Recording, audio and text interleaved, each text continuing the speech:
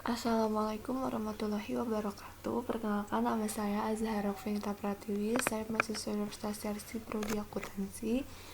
Di sini saya mau membahas tentang uji multikolonialitas dan uji heteroskedastisitas.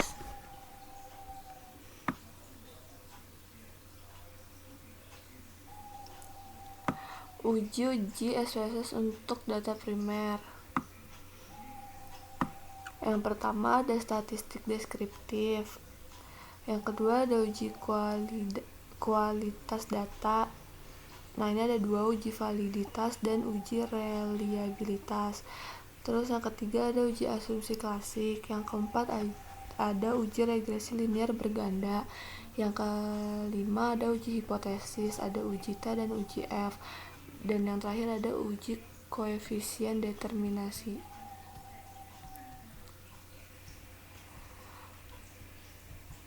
Uji asumsi klasik. Yang pertama ada uji normalitas, yang kedua ada uji multikolonialitas, dan yang ketiga ada uji heteroskedastisitas. Uji multikolonialitas menurut Ghazali tahun 2011, uji multikolonialitas ini bertujuan untuk menguji apakah model regresi ditemukan adanya korelasi antar variabel bebas. Model regresi yang baik seharusnya tidak terjadi korelasi di antara variabel independen. Salah satu cara untuk mendeteksi ada tidaknya multikolonialitas di dalam model regresi dapat dilihat dari nilai tolerance dan lawannya variance inflation factor atau VIF.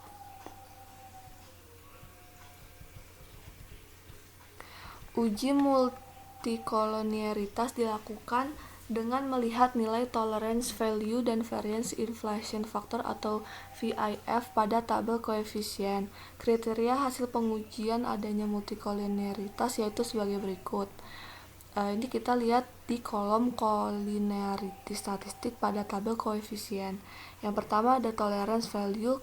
Jika tolerance value lebih kecil 0,1 atau VIF-nya lebih besar daripada 10, maka terjadi multikolonialitas. Dan jika tolerance value-nya lebih besar dari 0,1 atau VIF-nya lebih kecil daripada 10, maka tidak terjadi multikolonialitas. Yang kedua ada uji heteroskedastisitas. Menurut Ghazali tahun 2018 halaman 137, uji heteroskedastisitas bertujuan untuk menguji apakah dalam model regresi terjadi ketidaksamaan variance dan dari residual satu pengamatan ke pengamatan yang lain. Model regresi yang baik adalah yang homoskedastisitas atau tidak terjadi heteroskedastisitas.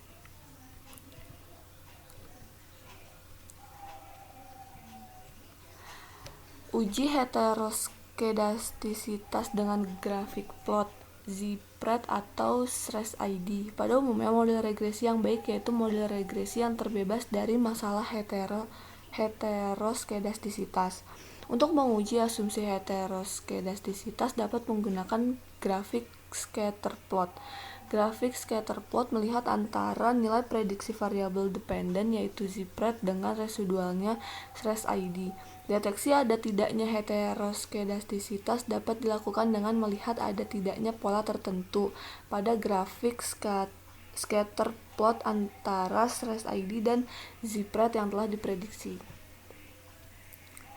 Adapun cara untuk mendeteksi ada atau tidaknya heteroskedastisitas adalah melihat grafik scatter plot. Dasar analisisnya yang pertama, jika ada pola tertentu seperti titik-titik yang ada membentuk pola tertentu yang teratur, bergelombang, melebar, kemudian menyempit, maka mengindikasikan telah terjadi heteroskedastisitas. Dan yang kedua, jika tidak ada pola yang jelas serta titik-titik menyebar di atas dan di bawah angka 0 pada sumbu Y, maka tidak terjadi heteroskedastisitas. Uji heteroskedastisitas dengan uji Gleiser. Uji Gleiser yaitu meregresi nilai absolut residual terhadap variabel independensi. Jika variabel independen signifikan secara statistik mempengaruhi variabel dependen, maka ada indikasi terjadi heteroskedastisitas. Hasil tampilan output SPSS dengan jelas menunjukkan bahwa tidak ada satupun variabel independen yang signifikan secara statistik mempengaruhi variabel dependen nilai absolut UT atau ABS UT. Hal ini terlihat dari probabilitas signifikansinya di atas tingkat kepercayaan 5% atau 0,05. Jadi dapat disimpulkan model regresi tidak mengandung adanya heteroskedastisitas. Selanjutnya, uji heteroskedastisitas dengan uji Park. Menurut Ghazali tahun 2018 halaman 141-142, uji Park mengemukakan metode bahwa varians atau S2 merupakan fungsi S kuadrat merupakan fungsi dari variabel-variabel independen. Apabila koefisien parameter beta dari persamaan regresi tersebut signifikan secara statistik, hal ini menunjukkan bahwa dalam data model empiris yang estimasi terdapat heteroskedastisitas dan sebaliknya. Jika parameter beta tidak signifikan secara statistik, maka asumsi homoskedastisitas pada data model tersebut tidak dapat ditolak. Adapun kriteria uji Park menurut Ghazali. Yang pertama, jika nilai probabilitas lebih dari 5% atau 0,05, maka dikatakan tidak terjadi gejala heteroskedastisitas. Yang kedua, jika nilai probabilitas kurang dari 5% atau 0,05, maka dikatakan terjadi gejala heteroskedastisitas. Nah, kita langsung ke SPSS-nya. Ini sebelumnya saya menambahkan 3 kolom ya. Kita lanjut ke uji multikolonialitas. Caranya yang pertama, kita klik analyze, klik regression, terus klik linear. Untuk dependernya kita masukin prestasi praktikum aplikasi software SPSS. Terus untuk independennya kita masukin kemandirian belajar dan motivasi berprestasi. Terus kita klik statistik. Ini kita unchecklist, kita checklist yang collinearity diagnostic. Klik continue. Plots-nya kita hilangin checklistnya ya teman-teman. Save-nya juga begitu, yang unstandardized-nya kita unchecklist. Continue. Terus klik OK. Nah, di sini kita melihat tabel koefisiennya aja. Di sini bisa dilihat ya teman-teman, toleransinya itu untuk kemandirian belajar 0,789, VIF-nya itu 1,268, terus motivasi berprestasinya 0, sama juga. Nah, berarti kan ini 0,789, berarti dia itu lebih dari 0,1 ya. Terus VIF-nya itu kurang dari 10. Bisa kita lihat.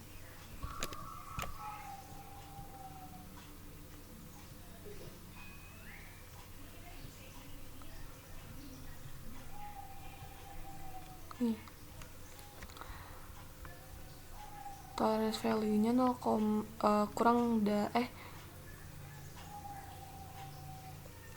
lebih dari 0,1. Nah, untuk VIF-nya itu kurang dari 10, berarti data tersebut tidak terjadi multikolonialitas.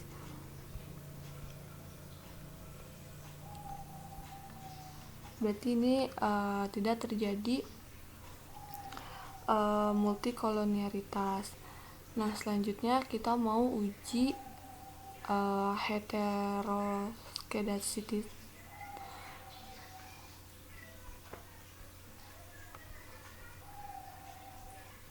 Nah, selanjutnya kita mau uji heteroskedastisitas dengan grafik plot Zipred dan stress ID. Caranya klik analyze, regression, terus linear. Untuk dependent sama independentnya itu masih sama, terus statistiknya pun masih sama. Nah, kita ganti di plots. Nah, untuk Y kita masukin stress ID nya, untuk X kita masukin Zipred, continue.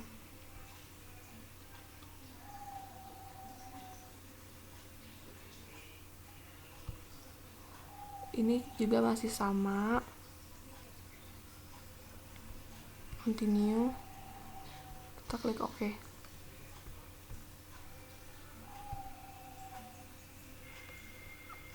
Nah, di sini kita bisa lihat pada grafik ini tidak ada pola tertentu atau kurang jelas antara stress ID dan Zipred. Artinya kita lihat di slide.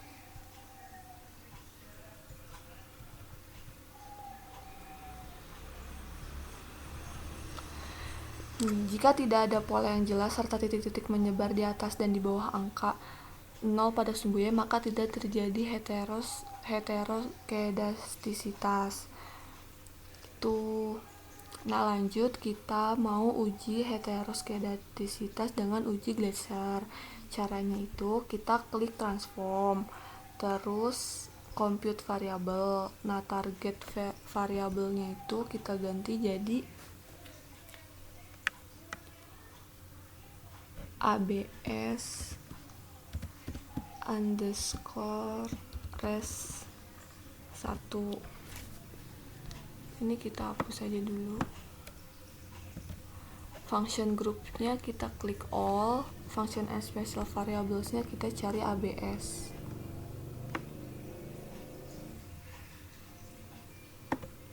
Nih, kita masukin, terus tanda tanya kita hapus. Nah, kita masukin type labelnya yang unstandardized. Kita masukin, terus kita klik OK.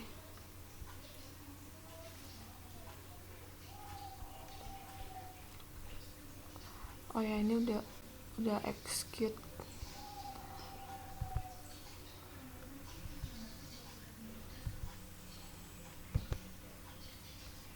Nah, ini udah keluar nilai ABS underscore S1 nya. Terus selanjutnya kita klik analyze, regression, terus linear. Nah, dependentnya ini kita masukin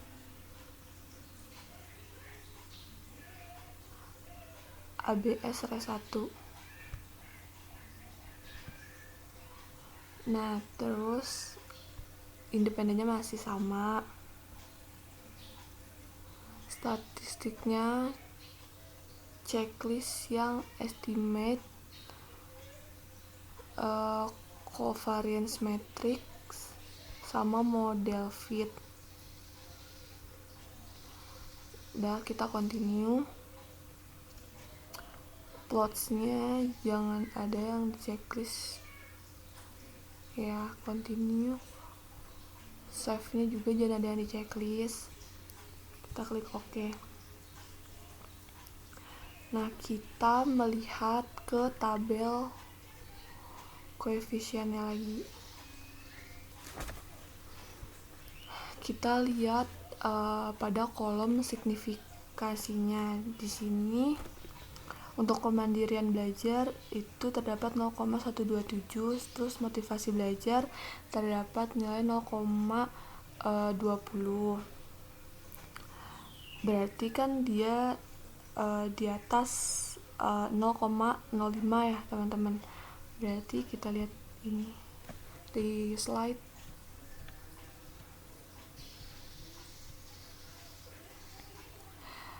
Hal ini terlihat dari probabilitas signifikansinya di atas tingkat kepercayaan 5%. Jadi, dapat disimpulkan model regresi tidak mengandung adanya heteroskedastisitas. Berarti dia tidak mengandung adanya heteroskedastisitas. Nah, sekarang lanjut, kita mau uji heteroskedastisitas dengan uji Park. Caranya klik transform, compute variable. Ini kita ganti target variabelnya, kita ganti jadi res_2.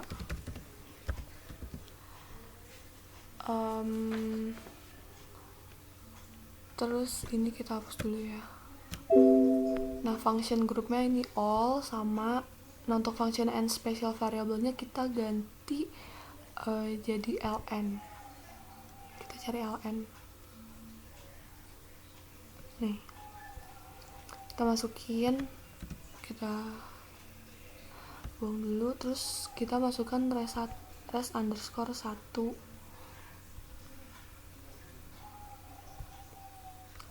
Nih, terus kita kali atau kita tambah itu pakai bintang tambah res_1 lagi. Nah, continue. Kita lihat execute-nya. Nah, ini udah keisi. Udah ada di data view-nya. res_2 ya, res_2 nya.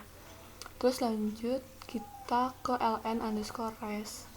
Kita klik transform, compute variable, targetnya kita ganti jadi ln_res2.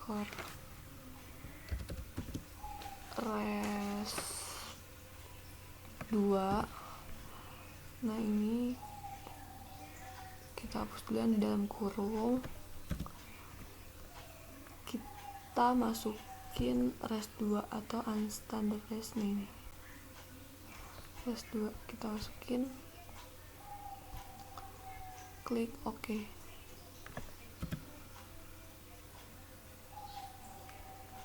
Nah, ini udah keluar nilai ln_res2 nya. Terus selanjutnya kita mau nguji dulu, klik analyze, terus regression, klik linear. Nah, dependentnya ini kita ganti jadi ln_res2.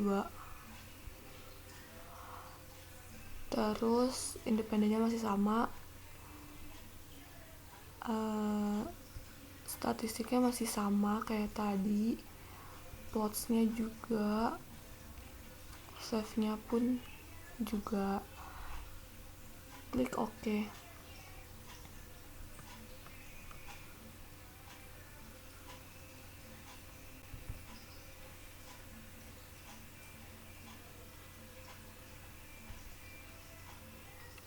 Nah, di sini kita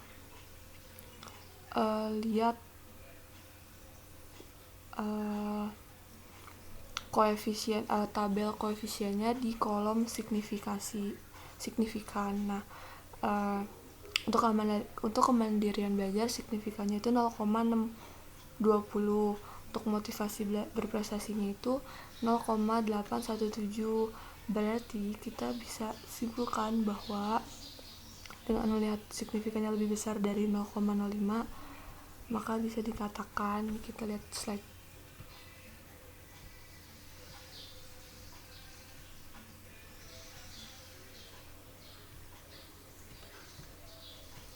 Nah, tadi kan lebih dari 5% atau 0,05 ya, maka dikatakan tidak terjadi gejala heteroskedastisitas gitu.